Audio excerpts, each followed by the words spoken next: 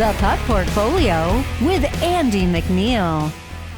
Hey, welcome to the Puck Portfolio. I'm your host, Andy McNeil. And on today's show, myself and Nick Martin will be previewing the Four Nations face-off final between Canada and the USA. So let's bring in Nick Martin from DFO. Nick, how you doing, man? I'm doing good. Yeah, I've really enjoyed this tournament. It's been nice to have a bit of a lighter schedule for myself as well. So feeling good.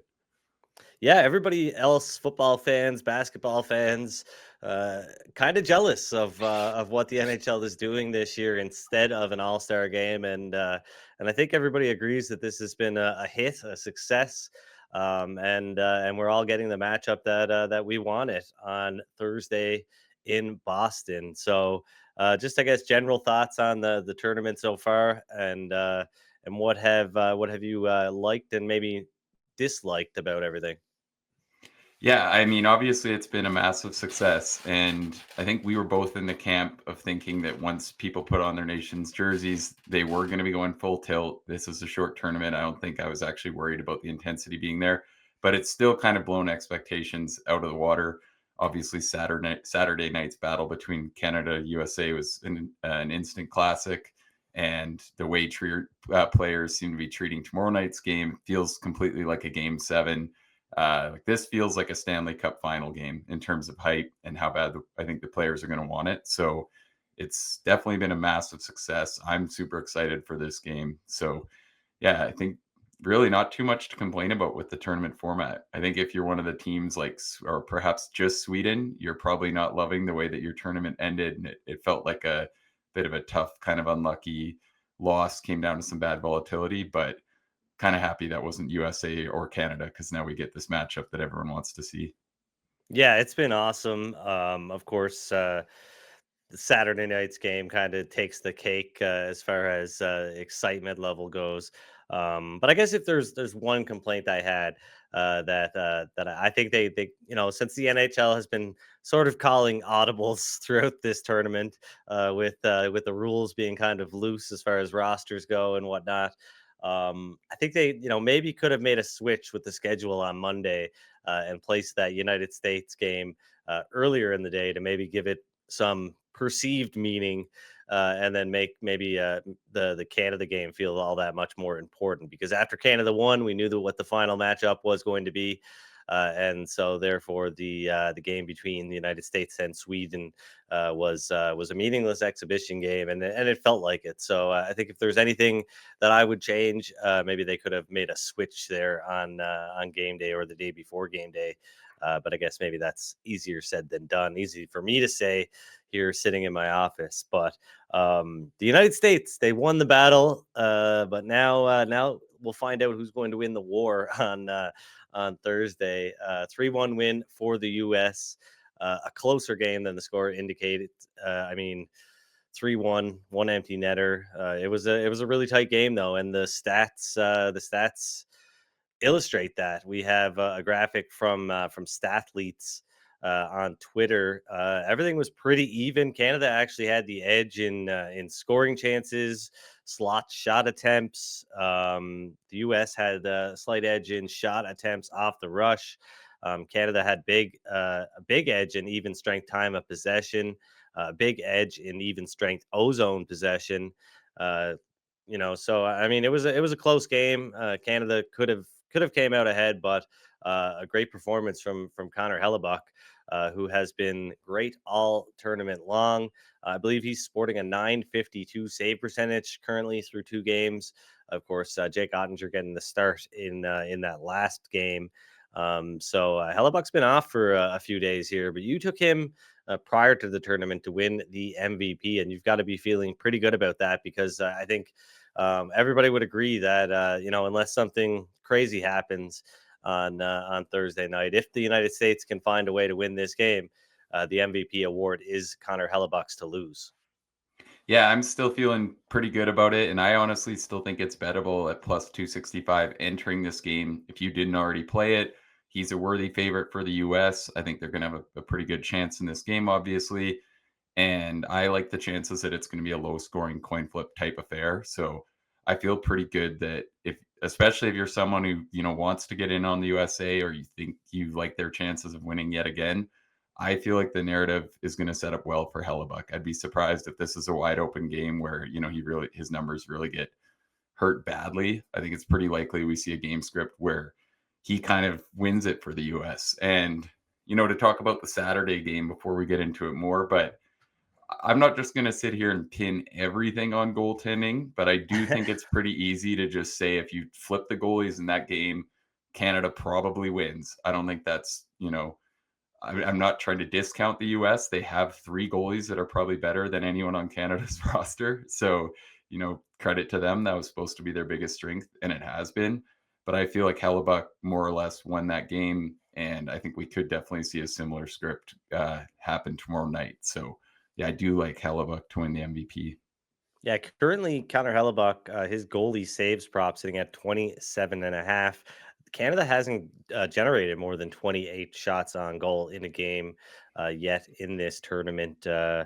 And I guess, maybe that'll be the case on Thursday. But the United States, they've generated 30 plus shots in 2 of their 3 games. And Jordan Binnington's saves prop sitting at 25.5 heading into this one. That's over at Sports Interaction. Um, this game, I mean, as far as the odds makers and the betting market is concerned, it's a coin flip. At Pinnacle right now, minus 110 on the money line for Canada, minus 103 for the USA. Total set at 5.5. Plus 110 on the over, minus 126 on the over. That's basically what you're going to see at a lot of sports books right now, shaded toward the under. Because international best on best final history suggests that this will be a tight game and likely a low scoring one, and that's where I'm leaning as well, given what we've seen here so far throughout this tournament. You like the under 1.5 goals in the first period, do you not?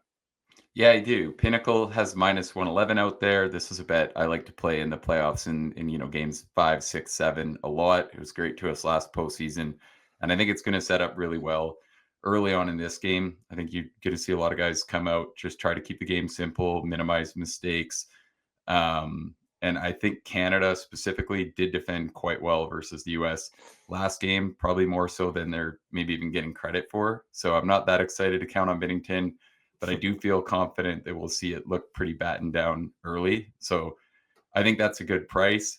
I think in terms of sides too, well, we're kind of there. I've seen some people questioning how the US isn't a bigger favorite after winning in Canada on Saturday in Montreal. I kind of think it's fair, and a couple of the points that I think are notable. Obviously, McCarr comes back in. I felt like his puck movement was lacking. I think some of the guys that people kind of expected to struggle, I'm here to say I told you so on a couple of them, but I do think the lack of foot speed and puck movement from Parayko has been noticeable. If anything, I thought Harley was excellent on Saturday. I think a lot of people would have liked to see him get another opportunity. But the other thing, we've talked about it a lot the last couple postseasons, late in playoffs and just throughout playoffs altogether, home ice hasn't meant that much. It really hasn't meant anything. In fact, dating back to about 2018, teams are actually doing better on the road. So obviously this price is showing that it doesn't really mean much. I kind of agree with that. I don't know. I think you get into this kind of spot, players are able to quiet the noise. They're going to play their best game both ways. So I don't know how much I'd make home ice worth either way, but yeah, I feel like I can definitely see how this is a pick 'em. Yeah, me too. I think that I think it's very fair. I think obviously the goaltending edge that the United States have is, I'd say, the reason Canada isn't a favorite in this one. Like we said, you look at the stats from Saturday's game, and Canada had the better of the chances. The United States really, I think, was a little bit lucky to cash in on their chances. That opening goal by Jake Gensel, the one that tied it after that unbelievable effort by Connor McDavid. That was a weak one that Bennington should have had and definitely would have liked to have back. But what really set the tone for Saturday's game was the fights. I don't think anybody I shouldn't say I don't think anybody expected to see a fight, but I don't think anybody expected to see what we saw to start that game. 3 fights almost right off the bat, 2 right off the opening faceoff, and another very soon after that. Um, Pinnacle right now has an interesting market up, and it's actually moved a little bit since we discovered this. Will there be a 5 minute major penalty for fighting? Yes, plus 159. About a half an hour ago, it was plus 178. So some action coming in on yes, no, minus 222. So I'd say the sports book here is trying to maybe play on our emotions a little bit because of what we saw on Saturday night and all the bad blood between these two teams, and just the want to win here. But with Matthew Kachuk banged up, I guess he looked all right at practice today, but Brady Kachuk missed practice. He wasn't feeling well. Those are the guys that you would expect to maybe drop the gloves in this game. And I don't think Canada is necessarily going to be looking to do that. So maybe a little bit less likely today in or on Thursday that we see some fisticuffs. Yeah, I mean, I like if you made me bet that, I'm still taking yes, right? Like Yeah. we've seen the way it goes at that kind of like plus 159 still seems pretty good. I'm sure there's some people who probably think that is a complete slam dunk. Um, but players will obviously be a little less keen to fight in this do or die matchup. And like you said, both Kachuk brothers are dinged up. So out of guys that might fight on the US, you're probably really banking on Miller. If those two are, considering they're dinged up, they're probably not going to want to fight. And then I think players, yeah, like I said, less keen to miss 5 minutes in this particular spot. But it still feels like it's going to be so heated. You're probably going to get some chances to get maybe some scrum after the whistle gets a little out of hand or something like that. So we'll see. Definitely a fun prop. I think a little action on yes there is pretty tempting. Yeah, for sure. And speaking of the Kachuk brothers, Brady and Matthew, both with 11 shots through this tournament so far. They lead these two teams in shots on goal. And I think the most impressive thing here, Brady Kachuk, 23.21 shots per 60. He only played a minute and 55 seconds in the game against Sweden before exiting that one. He still managed to get 3 shots on goal. So obviously the Team USA wants these guys at the top of their game for Thursday. They've been big shot generators for that team. Nathan McKinnon, no surprise, is leading the way for Canada with 10 shots. Brandon Hagel, though, 8 shots on goal. He had 5 in the last game. That was his best showing, but 8 shots on goal through 3 games. He's obviously been a bit of a lightning rod for Team Canada. He's a guy that I consider maybe as an anytime goal scorer, plus 550 I saw out there. But he's playing on that line, the third line with Sorelli and Marner right now. So not sure how many opportunities he'll actually get here in this game. One thing that and look, John Cooper is a great coach, knows way more about hockey than I'll ever know. He's forgotten more about hockey than I know. But I felt like in the game against the United States, it seemed like he had that lightning line together with Hagel, Point, and Sorelli, and it seemed like they were out there every second shift. And I know they They probably were, I weren't, agree. but it was a little bit of overkill, I thought. In the third, it For felt like there was a lot of spots where he clearly leaned to. Yeah, I didn't rewatch the whole thing, but everyone I was watching with felt the exact same way. Like they probably got a little leniency because of who they were to him. But yeah. So I yeah, like the line combinations we saw at practice today. Looks like Canada is sticking with the line combos that they went with in the last game versus Finland, and that worked out well for them, of course. But the top line consisting of Connor McDavid, Braden Point, and Mark Stone. Stone has been a driver of offense. He's been pretty consistently, around the net. Same goes for Braden Point. They're actually tied according to the NHL Edge stats. Point and Stone are tied with McKinnon right now for 4 high danger shots so far through the 3 games. So that has a bit to do with the way I'm going here with a couple of my bets, as I have taken Braden Point to get a 1+ point at plus 125, and Mark Stone to get 1+ point at +110. I think both of those guys are going to get their opportunities. Obviously, playing with Connor McDavid to maybe get an assist, but I think both are good candidates to score on Thursday as well. As tough as it'll be to get past Connor Hellebuck, I could see Stone or Point kind of filling that Zach Hyman role that I think Canada's missing a little bit. I think Hyman would have been a great addition to this team given his chemistry with Connor McDavid and the success that they've had together. But I really like the top line look of those three players skating together. So I think this is a good look. Hoping to get at least one of those and make a small profit. But would not be surprised to get points from both Braden Point and Mark Stone in this final game of the Four Nations Cup or Four Nations Face Off. Sorry. Yeah, don't get that wrong. I'm sure you've only heard it a million times. But I love the Point look, and I like both looks, but I think Point in particular, he's such a good player, and he's so good in big games. I feel like he really hasn't gotten enough credit, kind of his entire career for what he's done. Feels like even dating back to that Penguins Lightning series when he was really just getting into the league. He's been so good in this kind of moment, so I'm happy to see him get up with McDavid. I thought they looked good together versus Finland, so I like your look there quite a lot, and we'll see what kind of usage we get from Cooper here, because I really hope he just allots those big dogs the minutes that they deserve. Yeah. I feel like the fourth line, the combinations really haven't been going at all. Like I think the thing, and kind of what you're saying with like Hyman too, the reason those kind of guys can be so effective, Canada needed to do a better job getting inside versus the USA and getting to those gritty areas and getting, creating chaos, like you've said.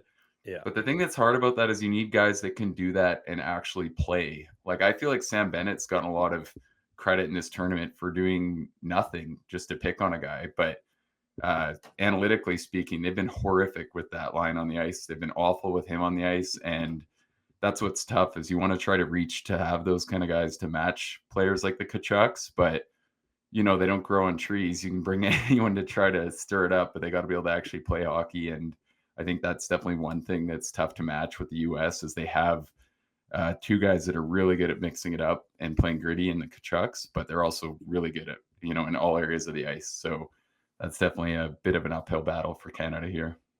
Yeah, and Canada has, they've had their rebound chances around the net in the paint, and they've had opportunities to score like that, and they just really they haven't. And I think Zach Hyman is the guy that I would want in the paint since he's been more or less a backboard for Connor McDavid in a lot of ways.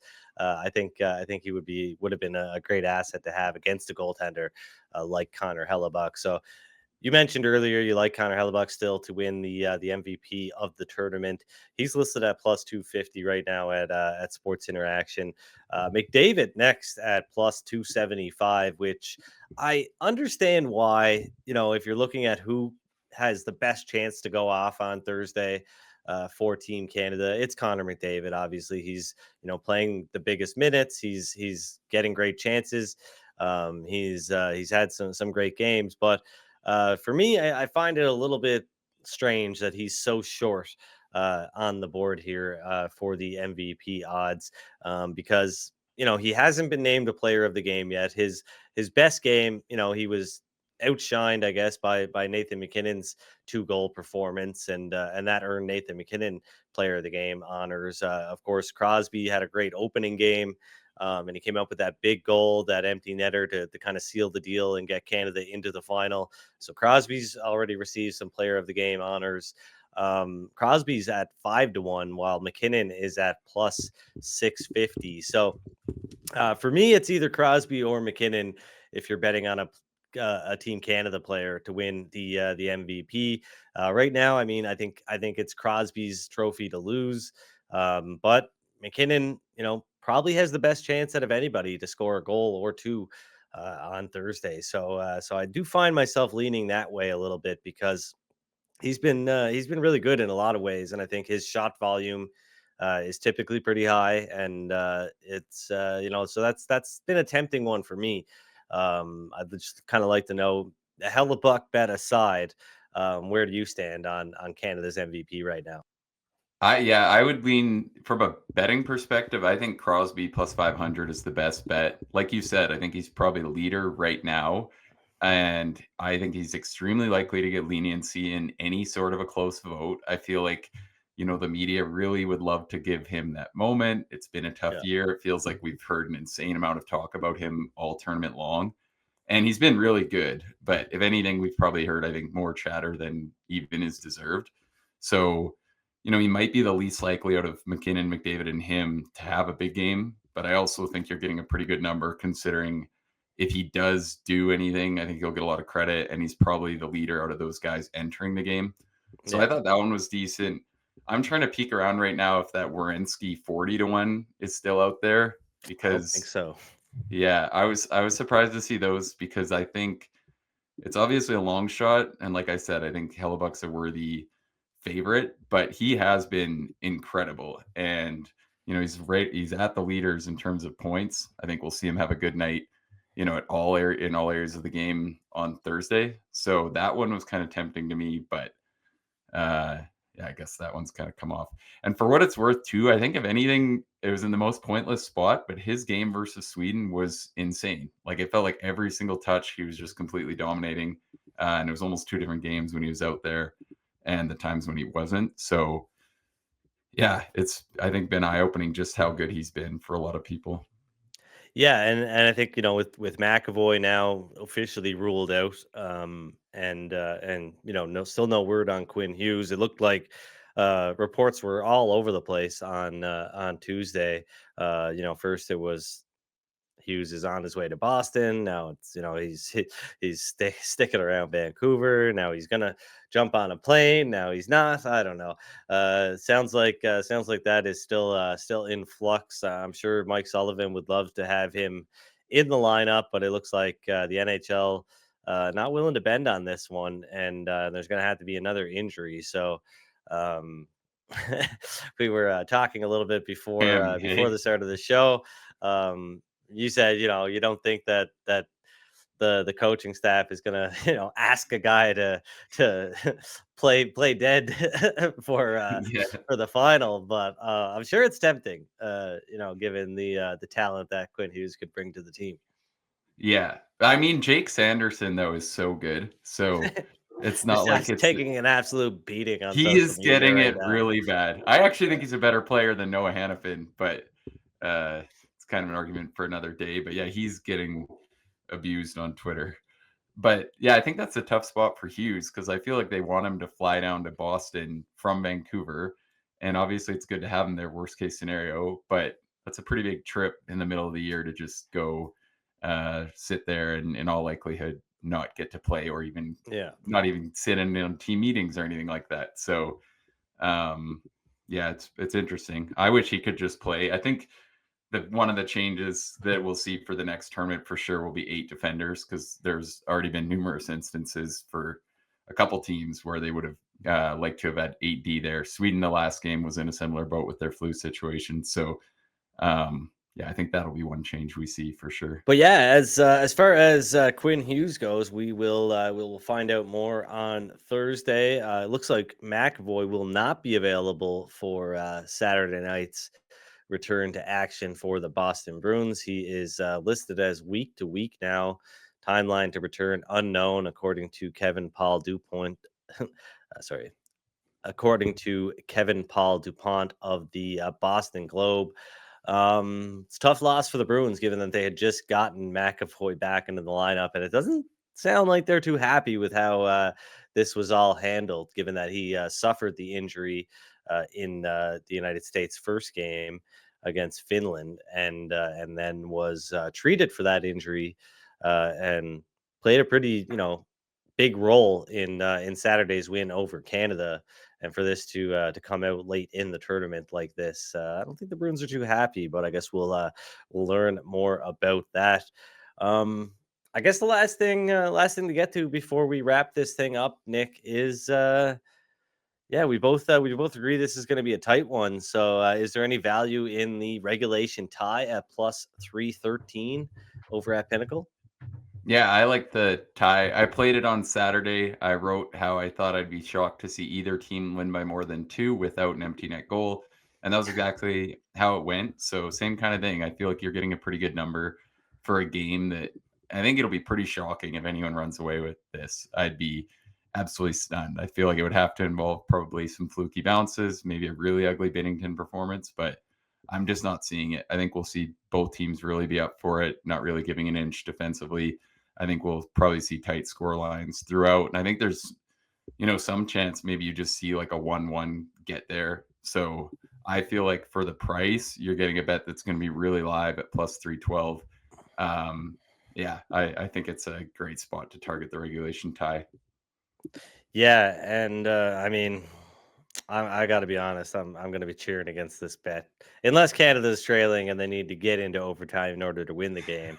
But I don't know if I can. I don't know if I can handle overtime. Like you said, this feels like a Stanley Cup final. Except it seems like there's a lot more on the line right now. National pride, for sure. And uh, I don't know. I don't want to say it would be embarrassing to lose the United States since this is the best team they've ever assembled. But for them, it would be kind of embarrassing to lose to the 51st state. So I think there's a lot riding on this game for us Canadians up here, and yeah, go Canada, go. I will quickly recap my two bets that I have as of right now. Braden Point to record 1+ point at plus 125, and Mark Stone to record a point at plus 110. You like under 1.5 goals in the first period at what, minus 111? Yeah, I like 1.5 or under 1.5 first period at minus 111. I think that's a significantly better bet than the game total right now. Yeah. Penny has the game total at 5 with juice to the over, as you would expect. But I actually was surprised the gap between those two was as wide as it is. So I thought that under 1.5 was a good bet. Hopefully, see both teams come out sharp. I think even betting no goals first period at plus 340 is worth a sprinkle too. I think I'm just really kind of banking on the idea here that these teams come out really sharp, not giving giving an inch. Hopefully, we don't see any fluky goals because I think really good grade A chances will be hard to come by, even for how many good offensive talents are out there. There's still so many of the game's very best defenders and best defensive forwards. So I think when teams do the right things, defense tends to win out, even with all that talent on the ice. So, and we see that happen every postseason. So, yeah, I think that's a good bet. And from a similar kind of line, I like the tie. I feel like we're just going to see a game that's extremely close, very coin flippy. Hopefully for us, Canada ends up on the right side of it because probably the reality is the amount of bragging rights that'll come from this one game will be a little unfair. So, Yeah. I hope Canada's not on the wrong side of that. But yeah, and then the other one, I like Hellebuck. We, talked about the arguments there. I think he's a worthy favorite for the U.S. already. And as I've noted, I think, the U.S. is in with at least probably a 50% chance here. And I think a pretty good chance it's a low scoring game. So I feel like with Hellebuck already being the leader, that's a pretty good number. Absolutely, and yeah, like I said before, I think it's his trophy to lose right now, or his award to lose right now. That is the MVP. So I think that's a good look. I hope it doesn't come through because that will mean that Canada lost. But we will see. It's going to be a great game. Everybody's going to be tuning in, and DFO Daily Faceoff is going to have a lot of coverage on this game throughout the rest of today and Thursday. So be sure to check that out as we get close to game time. But yeah, I think everybody in both countries are going to be glued to the TV on Thursday, hoping for the result that they're looking for. And for us, it is Team Canada coming away with the win in the inaugural Four Nations face-off. But until next week, good luck with your bets and gamble responsibly.